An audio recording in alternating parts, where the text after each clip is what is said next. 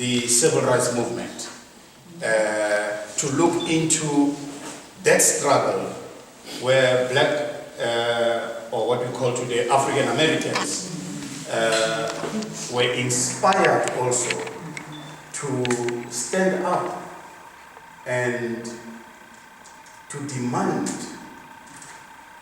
equal rights, equal citizenship, and of course, something as simple as a vote. Human rights, dignity. And these are the things that when you look into these struggles of the oppressed are common. The South African struggle was not far from that civil rights struggle. Now, I actually thought, the Reverend, the doctor, is one of those that join people is it Al-Sham?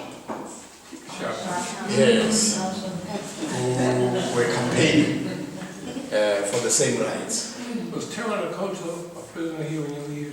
Yes, yes. He came to our church. Oh, wonderful. And thanked us. Yes, he was here twice, in the 70s and 80s. Yeah. He's now president of one of the organizations here. Yeah. His story is very interesting.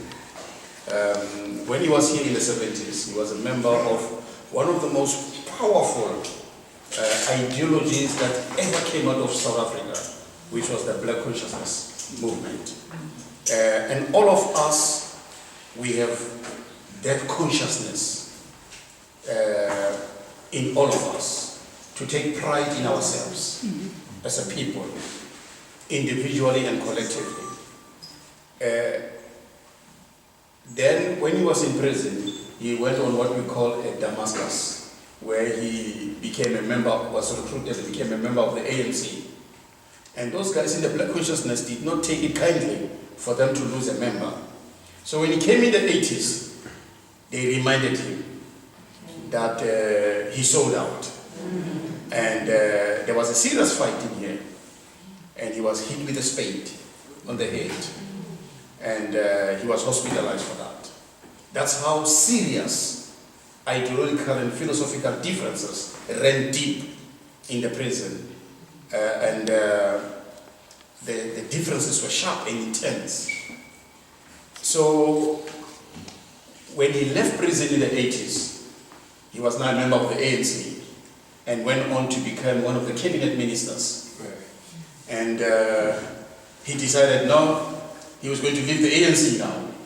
And he formed his own political organization called Congress of the People, which today he's still president thereof.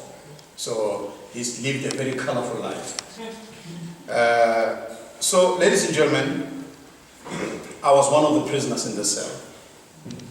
And we had 3 meals a day. When you come into prison, the portions were so small, and the work was that big. You definitely lose some weight. Then you adjust, you accept, and you stabilize.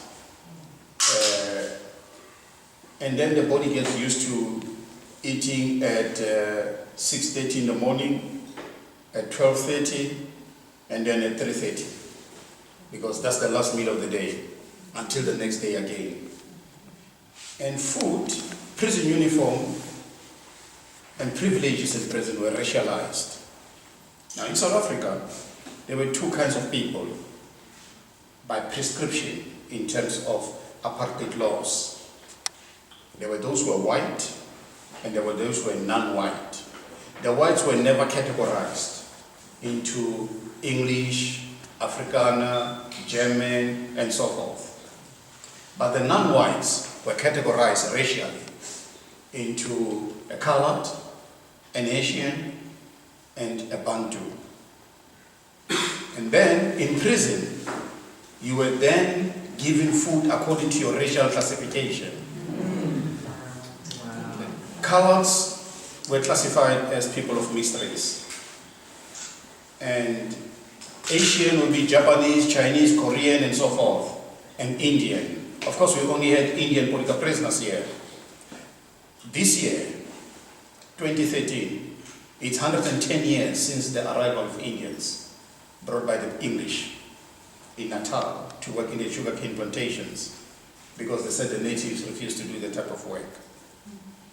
And Indians have been in this struggle alongside Africans to fight against colonialism, racial and apartheid.